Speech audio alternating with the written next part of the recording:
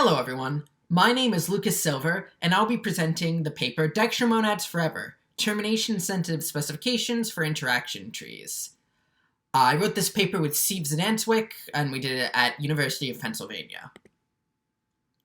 Considering the following program, what it does is it reads in a value from the user, stores it in a variable x, and then prints all of the multiples of x, all infinitely many of them starting from 0, in an infinite loop. So it should be pretty clear to everyone that that is what this program does. So how would we go about writing a formal, verifiable specification that makes this intuitive description explicit? So we can start off by going into this sort of pseudo-Hoare logic style informal specification. So as a precondition, we know that y is equal to 0, and in the postcondition, I just put some English that is pretty similar to what I just said. This is obviously informal, but there are two main obstacles from bringing this into a formal specification. First, it references interactions with the environment / user. In this case, user, but more generally environment. These reads and prints, it's not clear how to deal with them in the postcondition. And it is neither a partial nor a total correctness specification. If it was a partial correctness specification, the fact that there's this while true loop that obviously diverges would make it trivially hold. If it was a total correctness specification, the fact that there's a while true loop that obviously doesn't hold means we can't prove it terminates, so that means it trivially won't hold. Neither of these are what we want, so we need something that is richer, something that lets us reason about what this program is doing as it is diverging. So the entire talk is going to be geared towards figuring out how to write this specification. And we're going to do it in the following steps. First, we're going to talk about how to represent this program using I-trees. I-trees are a Coq data structure for representing denotational semantics. Then I'm going to introduce Dijkstra Monads, a framework for writing specifications for monadic computations.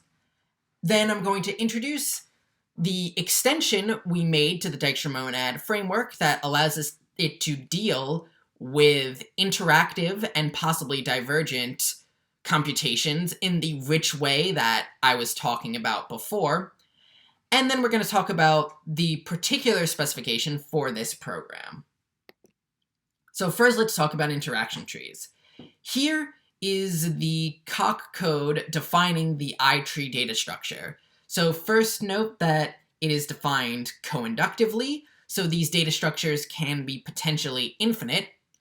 Then note it's parameterized on two objects, E, which is a type family, which should be viewed as the type family of events or effects, where I'm using effect in the algebraic effect sense, and R, which is just the return type. And it has three constructors, ret, which just represents a pure computation of type R, viz, which takes in an effect E of type EA, and a continuation K of type A to I-tree EA. Read this where the input A is a possible evaluation of this effect E, and then K is just telling you how to continue once that effect has been resolved. And then tau nodes represent internal silent steps of computation.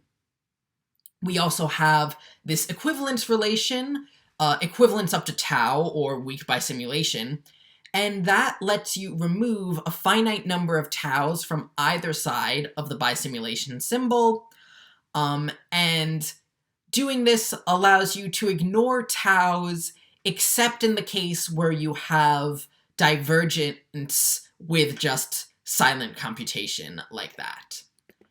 And this approach comes from the paper Interaction Trees by Shad All from last year's POPL, and it forms a monad. So there are return and bind functions we can define on this.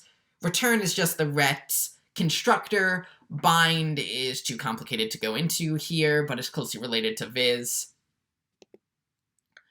And we can then show this kind of graphic representation of an I tree where we have a lot of silent tau steps everywhere. Then every once in a while we hit an event node, which branches off into all of the different possible evaluations of that event E1, and then each evaluation gets passed to the constructor, which then determines the rest of the computation, which can return a value, it can branch into a new event, it can diverge silently, it can diverge with more events, it can do lots of stuff. So I mentioned before that I-trees have a monad structure. They also have another very important combinator called iter, where iter effectively works sort of like a do-while loop, where f is the body of the loop, and that loop can return two types of values, a value, which is sort of a continuation signal, and a b value, which is a sort of termination signal. And how iter fa evaluates, where a is sort of a initial seed value. First, you apply f to a, and you bind the result to a function that first checks, was it a continuation or a termination signal? If it was a continuation signal, it passes it back to iter f, and if it is a termination signal, it just returns the termination signal. This allows us to very simply define looping constructs in denotations written with I-trees. So it's useful for representing things like while loops, for loops, stuff like that. And I talked before about this effect type family, so let's look at a particular example. This is the state event type family, parameterized on a state type S, and then has this type to type. It has two constructors, get of type state ES, and put of type S to state E unit. These types should be familiar to you if you've worked with the state monad before, because it is the type of the get and put stateful computations. This, unsurprisingly, is not an accident, because we define a function called an event handler that takes elements of state E into state computations. In particular, it takes get to get and put to put. And why we do this is so that we can lift this function to entire I-trees, where if you have that event handler from state E to state, you can lift it to an interpretation function from I-trees over state E to stateful computations that can diverge. So on the left, we've got that program from before in this sort of imp-like syntax. And now here it is written as an I-tree. So this is actually more or less actual Coq code, which makes the control flow explicit and separates out sort of all the different kinds of mutability and I/O effects into these events in the I-tree sense. So now we've taken this program and written it in this monadic form. And of course, we can also interpret away the puts and gets. So we can interpret it into a stateful computation that returns an I-tree that still has I/O events. So now that we've got this computation in monadic form, we can talk about Dijkstra monads. Now, a Dijkstra monad comes about from the interaction of three different objects. First, a monad of computations M, then an ordered monad of specifications W, where an ordered monad is a monad with an additional ordering relation less than or equal to. And think about this ordering relation as specification refinement. And finally, we have an effect observation theta, which has type for all A, MA to WA. Think of theta as a map from a program to the most specialized specification that the program satisfies. This approach comes from the paper Dijkstra Monads for All by Maillard et al. And with these objects, we can write this Dijkstra verify function that first takes in MW and theta, and then a specification little w, a program little m, and returns the proposition theta m is less than or equal to w. This captures the notion that m satisfies the specification w, and thus this is a function that takes in a specification and a program and returns the verification condition. If you're familiar with the Dijkstra Monads literature, the code on the bottom might look more familiar to you. We found the code on the top more convenient for our purposes, but it should be pretty clear how tightly related these pieces of code are. So we do have a few more validity conditions for Dijkstra monads. So at the top, we have this proposition, which basically captures the notion that bind is monotonic with respect to the less than or equal to operator.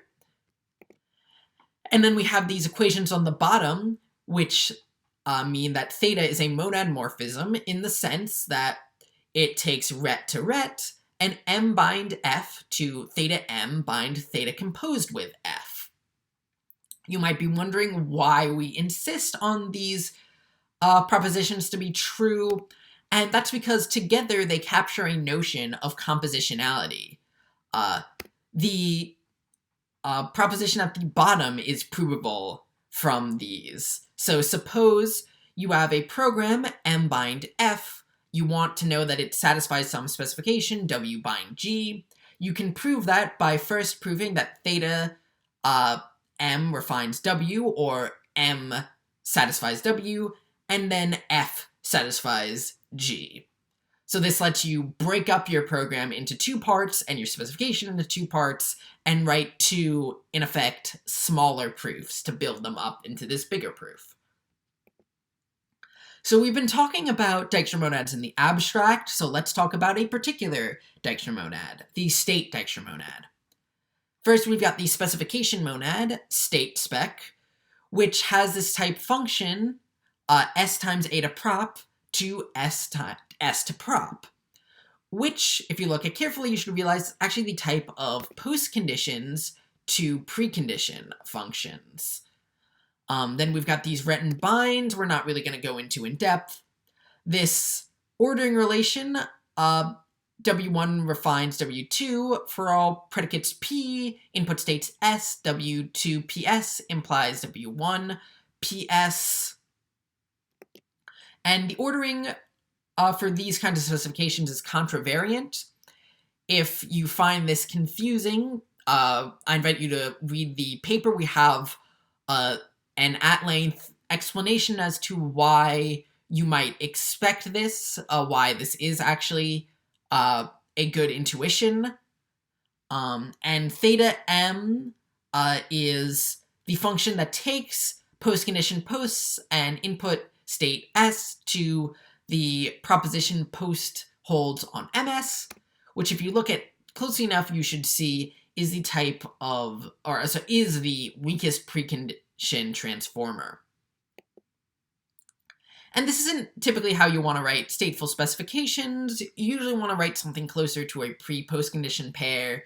We can encode that, and the code on the top might not make much sense, but it will give you something logically equivalent to for all s pre-s implies post-ms, which is what you should expect.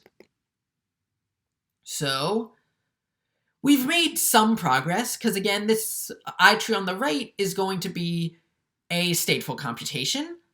But we still don't know how to deal with our reads and prints, and we don't know how to deal with the divergence in the rich enough way that we want, so we've got work to do. And the main thing we do to handle this is create the trace spec Dijkstra monad, which is unique to this paper. And in order to build this, we first need to see interaction traces. So what I-traces are linear I-trees, which represent possible executions or possible paths through an I-tree. And an I-trace is just an I-tree over this ev and e type, where ev and is a event type family transformer, which takes an event type family E and returns a new event type family. Here is one constructor that we have listed, ev and, which takes in an effect E of type EA and an evaluation A of type big A, and assigns it to type ev and E unit. So it's linear because of that unit, and it represents what that event is actually evaluated to. There is another constructor that deals with the case where A is empty. We're not going to go into that. And the reason we try to reuse I-trees in this way is it has a few advantages. One, lets us reuse bind, where in this case, bind actually corresponds to a notion of appending and prepending traces. And it lets us reuse our equivalence up to tals relation, which is actually very tricky to get right, and very tricky to write all of the proofs that make it feasible to work with this relation. And we have a new trace refinement relation. TR refines T, which means that TR is a valid trace produced by executing T. It, of course, has a formal calc definition, but we don't have time to talk about it. So here is a graphical representation of these I-trace notions. So look at this trace. You can see it's linear. You can see its events pair an event E1 with the possible evaluation A. K1 then just gets fed unit, and then it follows a certain path, in particular, this path. And this trace refines this tree because it follows that path. So now that we have our I-traces, we can talk about the trace specification monad. So first we have to talk about how we're really viewing I-trees for this specification monad, and we view I-trees, again, as a sort of set of I-traces. And so when you evaluate an I-tree, you actually get one particular I-trace out, and you do this sort of in the presence of an initial input log, represented by this I-trace E unit here. So your predicates are type I-trace EA to prop to I-trace E unit to prop, where I-trace E unit to prop is a precondition on the input log, and I-trace EA to prop is a postcondition on the output log, where the output log is the final log that you see after the tree is evaluated in the presence of the input log.